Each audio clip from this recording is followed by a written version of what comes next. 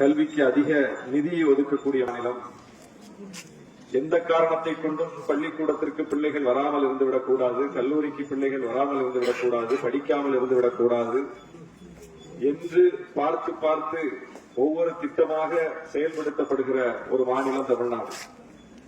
உங்களுக்கு இன்றைக்கு கட்டணம் இல்லாத, விலை இல்லாத மிதிவண்டி வழங்கப்படுகிறது.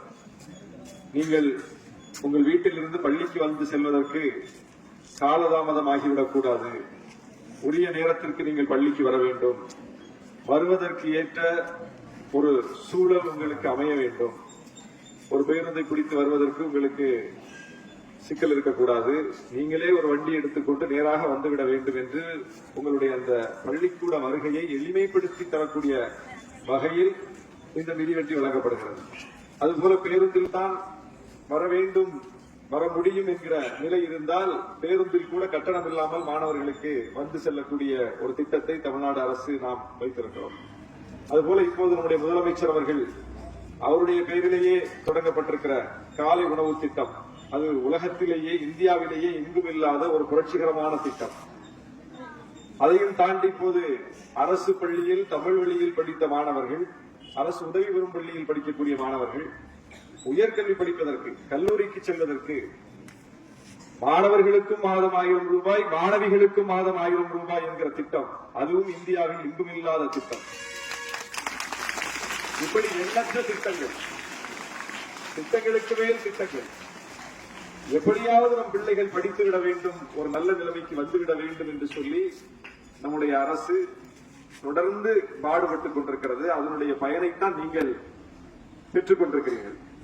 இப்படியெல்லாம் அரசு கொடுக்கக்கூடிய இந்த வாய்ப்புகளை பயன்படுத்தி படிக்கக்கூடிய நீங்கள், படித்து ஒரு நல்ல நிலைமைக்கு வரப்போகிற நீங்கள், உயர்ந்த கல்வியை பெறப்போகிற நீங்கள், அந்த கல்வியை உங்களுக்குள் வைத்துக் கொள்ளாமல் அந்த கல்வியை பெற்று ஒரு நல்ல வேலைக்கு போய் அமர்ந்து பொருள் ஈற்றி பணம் சம்பாதித்து உங்கள் வேலை உண்டு நீங்கள் உண்டு என்று சுருங்கி விடாமல் உங்களால் இன்னும் பல பேர் உயர்ந்த நிலைக்கு வருவார்கள், வந்தார்கள் என்கிற நிலையை நீங்கள் உருவாக்க வேண்டும். அதுதான் இந்த கல்விக்கு கிடைக்கிற சிறப்பு. அந்த அடிப்படையில் மாணவர்கள் அனைவரும் இந்த கல்வி வாய்ப்பை சரியாக பயன்படுத்திக் கொண்டு மிகச்சிறந்த ஒரு இடத்திற்கு நீங்கள் வர வேண்டும். கல்வி ஒன்றுதான் உங்களை மிகப்பெரிய உயரத்திற்கு இட்டுச் செல்லும். எந்த பின்னணியும் இல்லாமல், சமூக பின்னணி தேவையில்லை, பொருளாதார பின்னணி தேவையில்லை, பெரிய குடும்ப பின்னணி தேவையில்லை, அரசியல் பின்னணி தேவையில்லை, எந்த பின்னணியும் ஒருவருக்கு தேவையில்லை.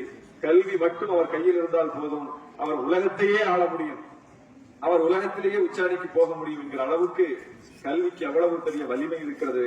அந்த கல்வி உங்களுக்கு எளிதாக்கப்பட்டிருக்கிறது. ஒரு காலத்தில் இவர்தான் படிக்க வேண்டும், இவர் படிக்கக்கூடாது, இவர்தான் பள்ளிக்கூடத்திற்கு வர வேண்டும், இவர் வரக்கூடாது, இவர்தான் புத்தகங்களை தொட வேண்டும், இவர் தொடக்கூடாது என்றெல்லாம் நிலை இருந்தது. அதெல்லாம் மாற்றப்பட்டு இன்றைக்கு எல்லோரும் படிக்க முடியும், எல்லா வீட்டு பிள்ளைகளும் படிக்க முடியும், எல்லா சமூகத்து பிள்ளைகளும் படிக்க முடியும், எல்லோரும் கல்வியின் வாசனையை நுகர முடியும் என்கிற அளவுக்கு ஒரு சமூக நீதி மலர்ந்திருக்கிறது.